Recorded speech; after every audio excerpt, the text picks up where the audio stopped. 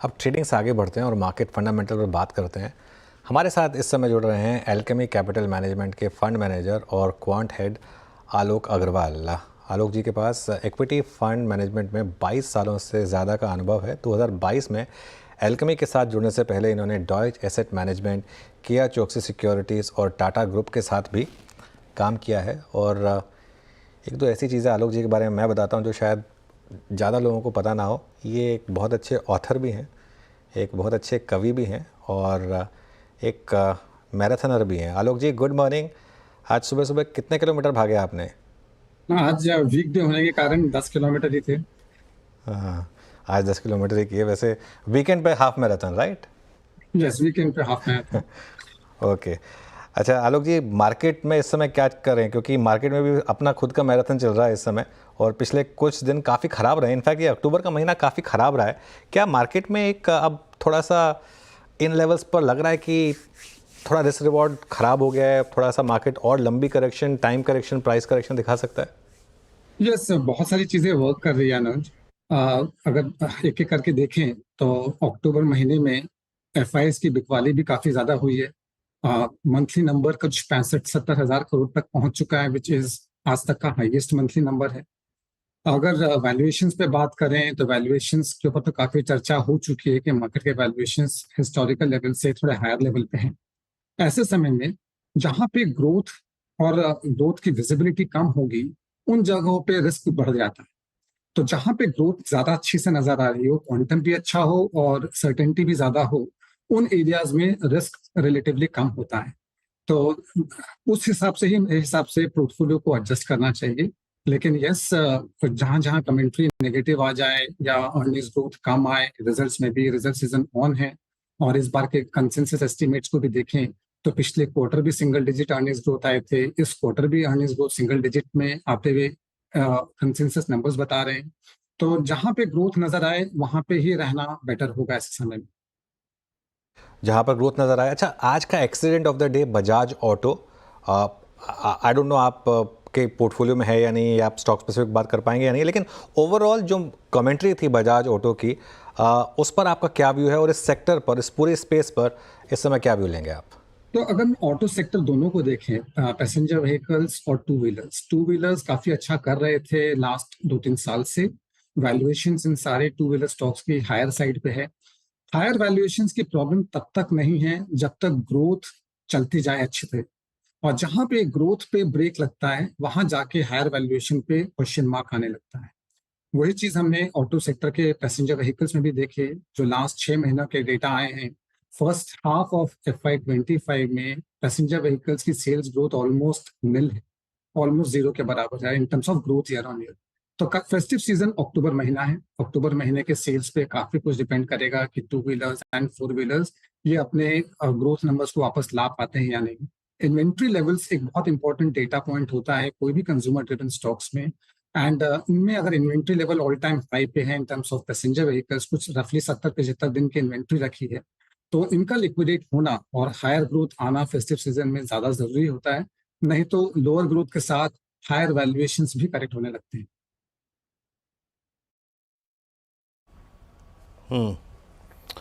अच्छा आलोक जी, अब एक दो स्पेस ऐसे जैसे कि आपने कहा ना, हाइडिंग स्पेस या फिर जहाँ पे ग्रोथ सरेंडर नहीं होगी। अब अभी हमने बजाज ऑटो की बात की, अनुज ने बजाज का जिक्र किया। हाइडिंग स्पेस क्या है? वो स्पेस जो इस इनडिस्क्रिमिनेट एफआई सेलिंग के अगेंस्ट स्टैंड कर सकते हैं, जहाँ पे वैल्यूएशंस कंफर्ट आपको है।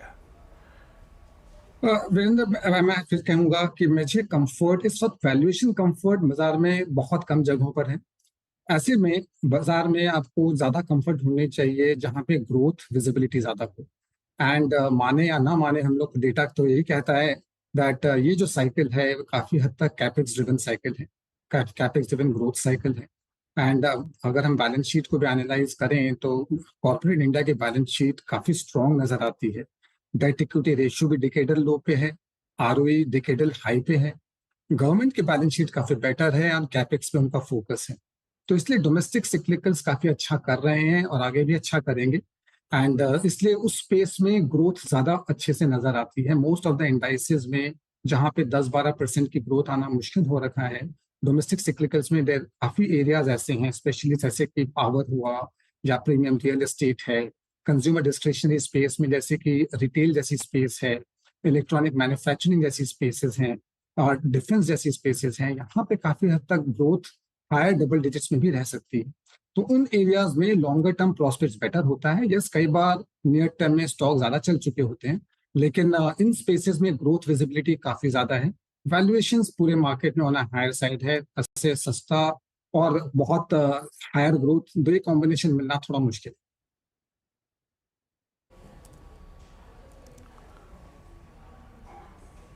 ओके चलिए, तो यहाँ पे बात होगी वैल्यूएशंस की और कंफर्ट कहाँ कहाँ पे आ रहा है।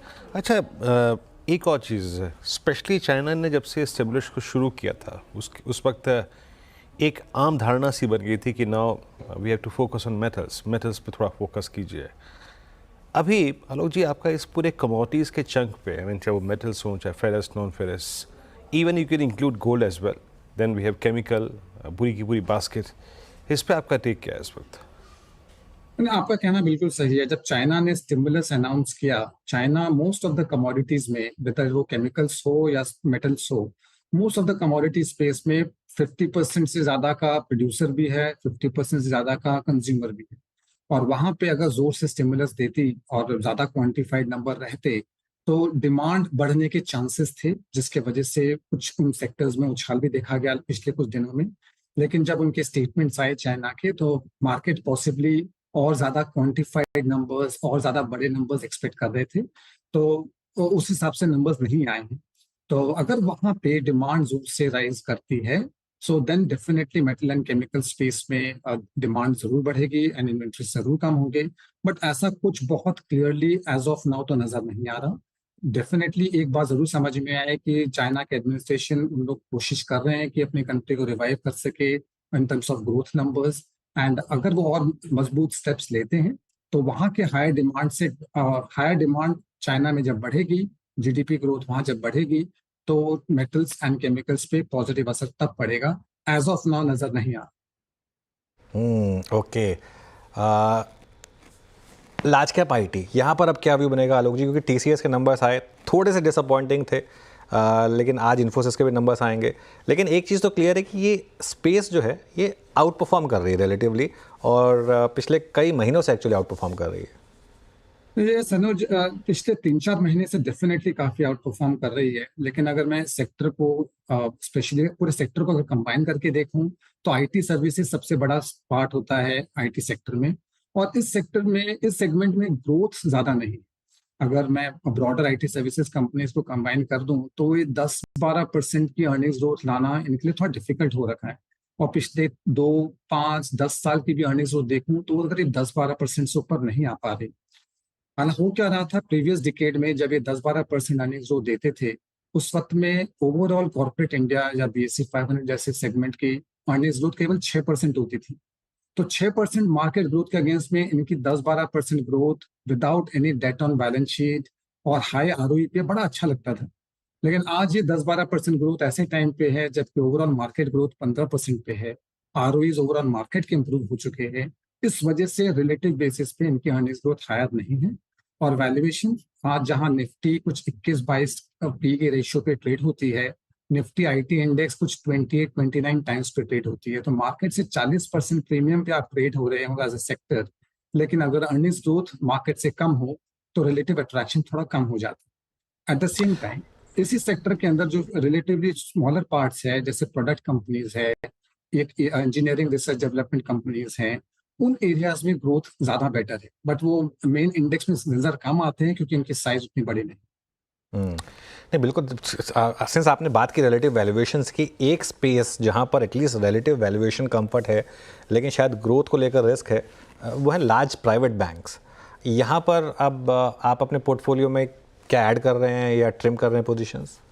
अनुज, मेरे लिए सबसे इंपॉर्टेंट चीज होती है ग्रोथ जहां अच्छी से नजर आए वहां मैं रिस्क, वैल्यूएशन रिस्क लेना पसंद कर लूंगा, लेकिन ग्रोथ रिस्क और सॉल्वेंसी रिस्क को अवॉइड करने की कोशिश करता हूँ।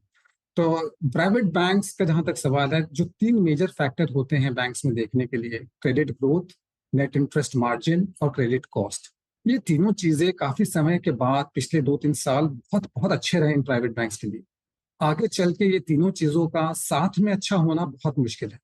डिपॉजिट ग्रोथ ज्यादा नहीं आ रही, जिसके वजह से या तो आपको क्रेडिट ग्रोथ पे कॉम्प्रोमाइज करना पड़ेगा, या डिपॉजिट रेट बढ़ाएंगे तो नेट इंटरेस्ट मार्जिन पे कॉम्प्रोमाइज करना पड़ेगा।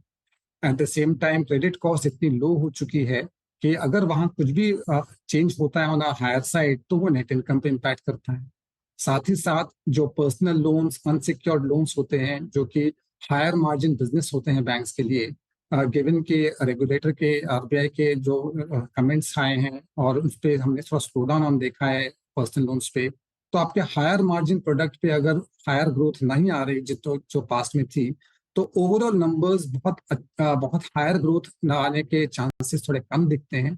शायद उसी वजह से इनके वैल्यूएशन थोड़े करेक्ट हुए हैं। बहुत हाई क्वालिटी फ्रेंचाइजेज हैं, लार्जर प्राइवेट बैंक्स तो बहुत ही अच्छे हैं, बट मेरा मानना है कि मेरा व्यू पॉजिटिव उन पे तब ज्यादा होगा जब इनकी ग्रोथ विजिबिलिटी बढ़ेगी।